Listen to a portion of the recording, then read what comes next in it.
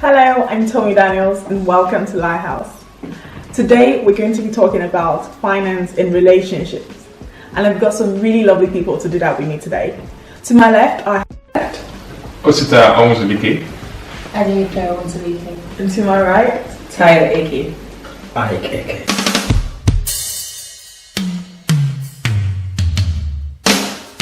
So, first question, how did you meet? How do we meet? Okay. We've been family friends for a very long time. Over 17. Yeah, over 17 years. And during the time of being family friends and met everyone in our family, including grandparents, family members, but I haven't really met her. I met her officially last year. We've been chatting on social media and but I haven't really met her in person. So I met her in person last year. Like, he's been to my house and he just never met me. Okay. But we finally met when I finally decided to go back to Nigeria after 22 years last year.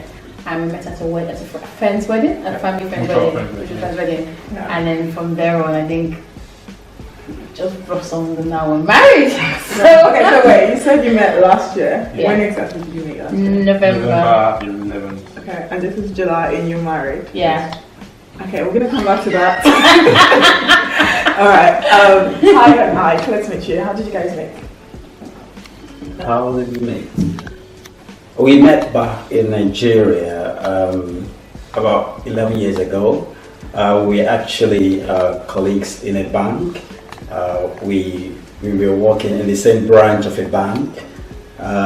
When we met each other the first day, because we were assigned to start up a new branch. I saw Tayo and I was just relating with her on official level. I never knew she was It all going starts to from there, doesn't it? Yeah, I never knew that it was going to end up this way. Yeah, so but eventually that's the meeting point for us, and here we are today. We are married. We've got 2 kids. Great, nice. Okay, I'm very interested in how you met, but that's not the topic of today. So maybe we need to bring you back again to talk about that. Thank you. But yeah, we're talking about finances and relationships, as I mentioned earlier. So, what do you think in relationships? Do you think anyone can take the question, by the way? Do you think during courtship or for the courtship sounds very Christian. So whilst you're in a relationship before marriage, do you think or would you think should pay for? Do you think the guy should pay for like all meals, outings, everything? Do you think there's a rule book in terms of how it should be done, or what was your personal experience? Do you go? I think it all depends on the man's financial position. If he's able to, then he should pay for it at all times. Okay. If for any reason he's not able to, then the lady can volunteer. But particularly on the first date or the first couple of dates, the lady should always offer, and it should be the man that says, okay, you're not leaving, because at that point you don't actually know how well he is. You can't tell. You don't have a good way to gauge how financially. But I think the lady, out of courtesy, should offer, and it's up to the man to decide if he wants to pay for it all or if he wants to. So what if she offers and he accepts the offer? Do you think there should be a second day after that? Is that a problem? Is there anything wrong with that? When you say accept the offer, do you So, mean like... so if, for instance, he says, okay, let's go Dutch, like let's split 50-50. Yeah. And he says, oh yeah, cool, fine. How would you feel? What do you feel about that? I think, personally for me, I feel like it just depends on the individuals at hand. And if you say it's good Dutch, you don't ask a question without wanting the response, right? But then you also ask the question and they're like, oh, actually, no, second course, that wasn't what I meant. But if you ask a question, you ask it with intention. Yeah. So if you ask it with intention, that means you should be okay with paying 50-50. But I think when we first started, Osita was the one that was paying for, like, when I think went to cinemas the first time and everything else. It was just him. But it wasn't that I expected him to. Yeah. But it was just...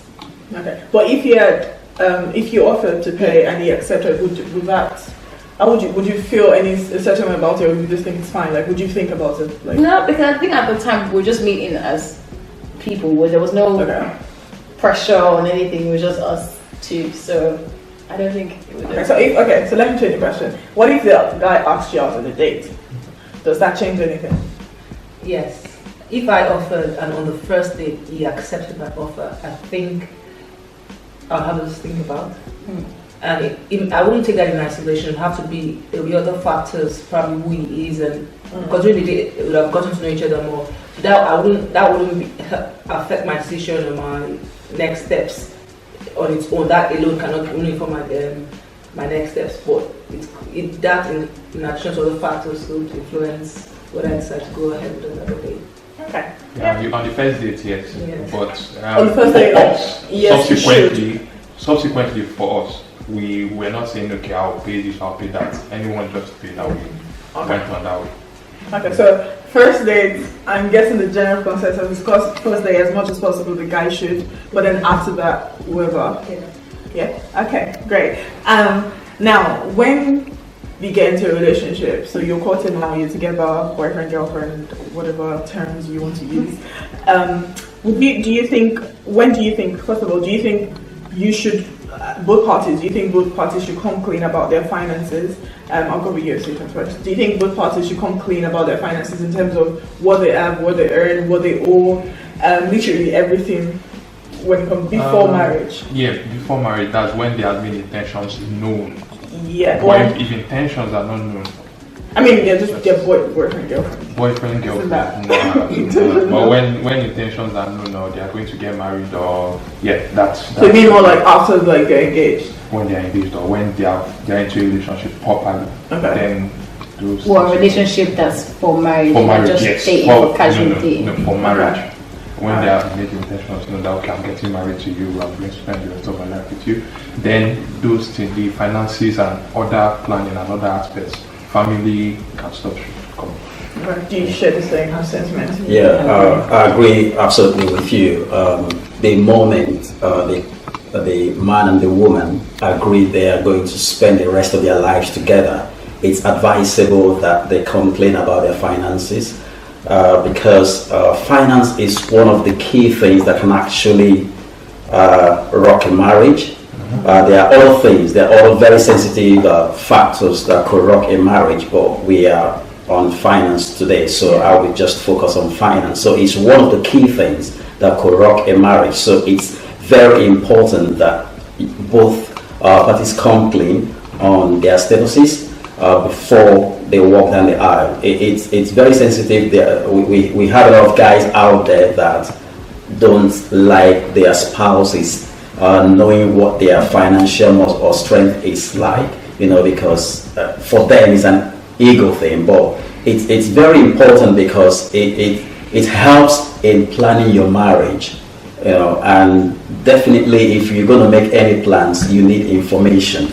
So both of you coming clean, you're like building up a database on each other, and that's what will help you to really plan your marriage. And without that, the expectations may be wrongly set, because by the time you walk down the aisle, the man has some expectation from the woman, the woman also has some expectation from the man, and if those expectations are founded on assumptions. For instance, the man has portrayed himself as earning for like 10K. I'm just using that as an example. And he's portrayed himself as earning 10K. That's the assumption the spouse has built from what she could perceive. Meanwhile, he's actually a 5K earner per month. So if they get into marriage with those wrong assumptions, her expectations will be based on what she expects, on what she believes that this spouse is capable of doing.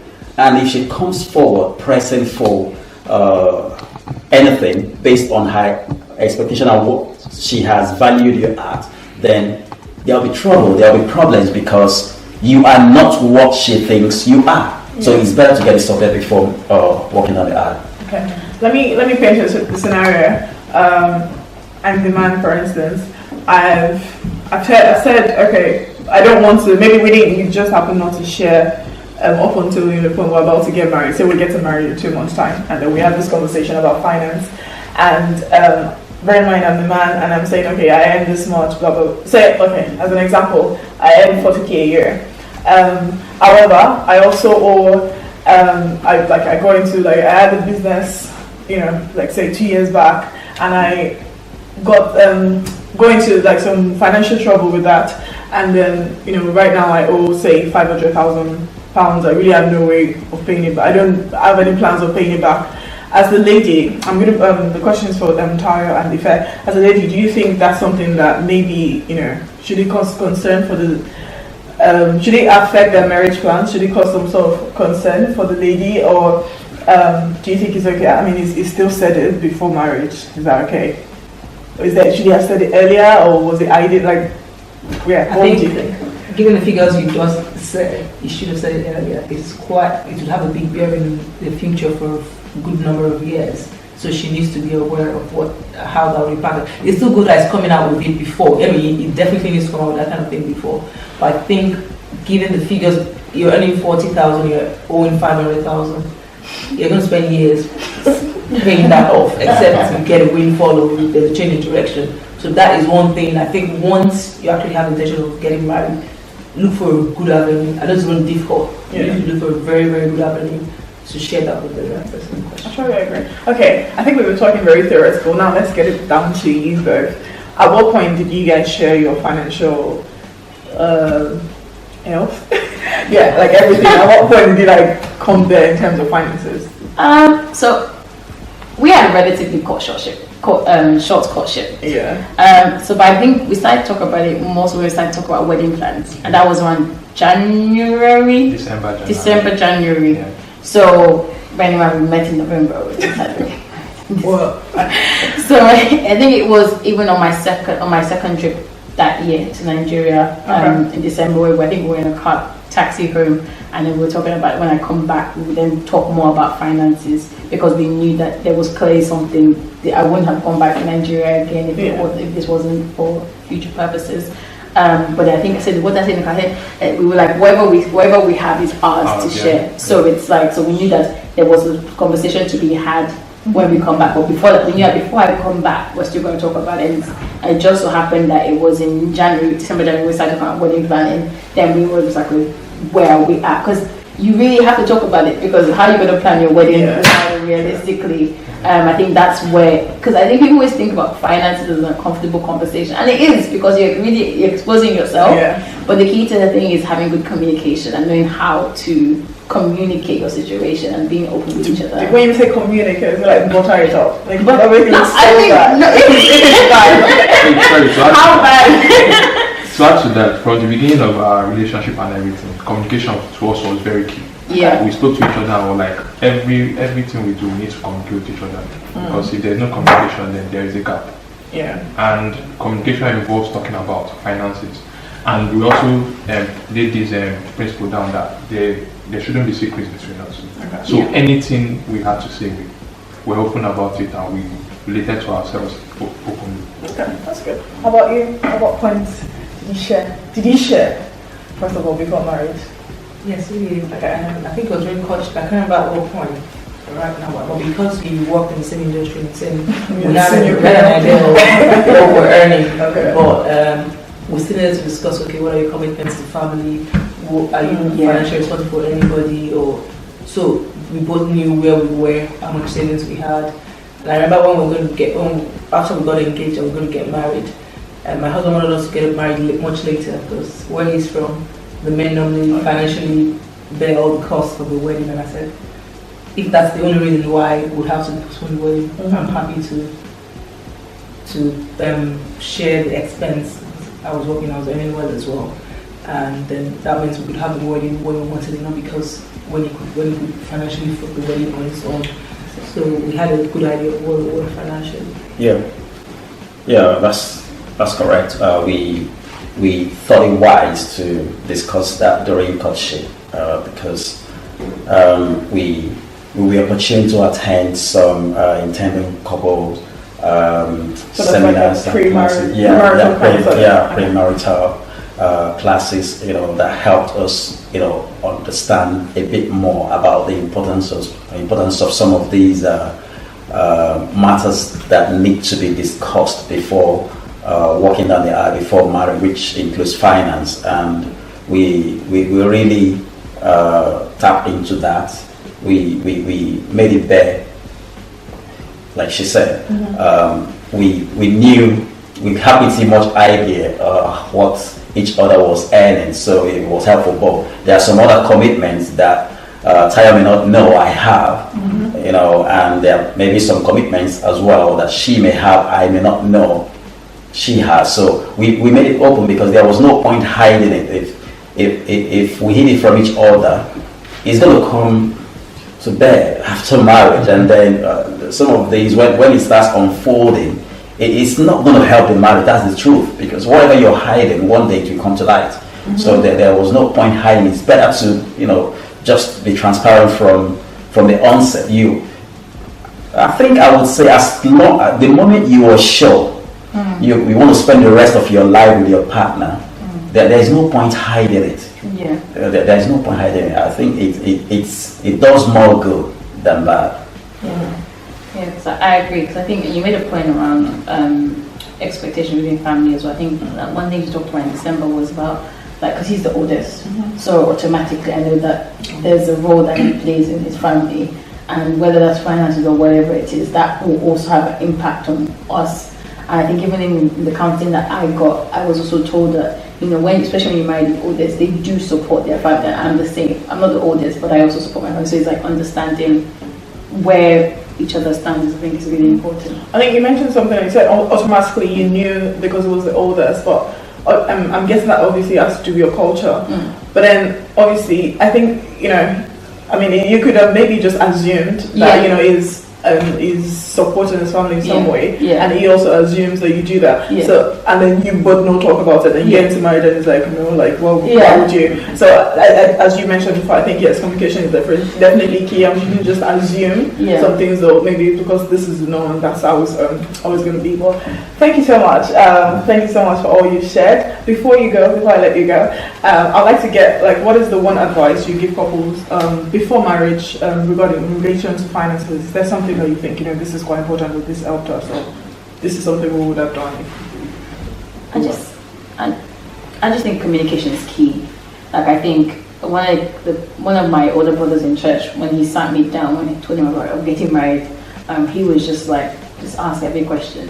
It's awkward, you are vulnerable, it makes you feel open, but just ask it. And especially when it comes to like that area of finances, because like you mentioned, if somebody does have a debt or something like that, you need to know. Not that, you know, you have to, I always say to people, balance it, make sure you come at everything with a balance though, because for you to get to that point, you must have had confirmation in your spirit that that's the person for you. Now I know some people might use, they find out something, they may use that, I don't want to marry you anymore because that's it. But actually, you have to also seek the counsel of God. So it's communication, but also seeking God's counsel to say, if this is the person you showed me, then please help me reveal more. But also, you have to be comfortable communicating that to the other person, or communicating where you both act. I think that's key. In addition, like we said before, be open. That was the advice I got as well. Open up to the one you're hoping to spend or going to spend the rest of your life with, because it's very important. Both of you actually bear to each other. Yeah. Thank you. I think I would say there's more, like my husband said, there's more to gain than to lose. And when the husband and the wife are very open about their finances, they're able to make progress more. When you have the husband doing more, going left, and the husband going right in finances and monies, and you cannot grow. It's different. The Bible says one shall chase 10,000, one shall chase 1,000, two shall chase 10,000. So it just multiplies and it just makes life easy. So for anybody that is not yet married or looking to get married, having open financial relationship with your whoever you're courting, and also after marriage, it helps you to grow more and quick and exponentially. So there is absolutely all to gain and none to lose. Yeah, that's absolutely correct. And in addition to that, some people, it's due to some cultural or traditional bias. That's why they don't like opening up on their financial statuses before or even while married. The truth is, I can attest to the fact that when you come to agreement with your spouse on your finances, your investment plans, whatever you want to do, there's just a way that divine benevolence settles on what you're doing, because there is no way two can work together except they agree. When there's an agreement, when there's that openness, it brings some untold blessings that there's no way you can explain it. It's not mathematical relationship like Tayo said. It's one shall chase 1,000, two shall chase 10,000. So it's not an arithmetic relationship. It's just divine. So if you really want the blessings of the Almighty on whatever you're doing financially, it helps to open up. And if you think that maybe disclosing to your partner is a bit laid back when it comes to whatever your financial plans are, they may work against you. Just go some extra mile to help them understand. You know how to convince your partner to understand what you want to do. So you don't have to go ahead making those financial investment and plans, without the consent of your partner, because it will come back haunting you. Can I just add? Yeah, sure. I was going to say that if for any reason before you get married to your partner or whoever you're courting, if for any reason you're not able to communicate financially openly, then I think you should question what you're actually going into and what you're going in for. If at that point you're uncomfortable with discussions like that, either yourself or your partner, then I think there are other things that need to be called to question rather than finances. Yeah. I think one of the things I've noticed is that people also are afraid to do that because they are really worried about the other person, about their spend and what they spend on. So I think one of the things I would also advise is also, and this was advice I was given, is to actually budget and plan together. So I know I've had a lot of aunties say to me, Excel spreadsheet is your best friend. But really planning together and really, like you said, if you cannot talk about that, there are other things in your relationship that you're going to question because it's just one level. But I think talking through finance and overcoming that really helps to put you in a better standing than when you didn't talk about it. Great, thank you very much. On a final note, I just want a yes or no for this question. Do you believe that the man's money is for the family and the woman's money is our money? Yes or no?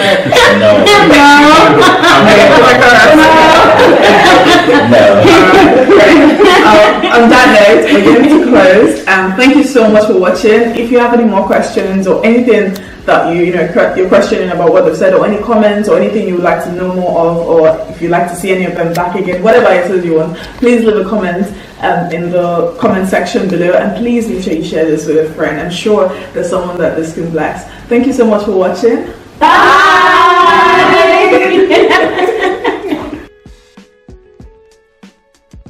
My name is Adife Onzulike. And I am Mr. Onzulike.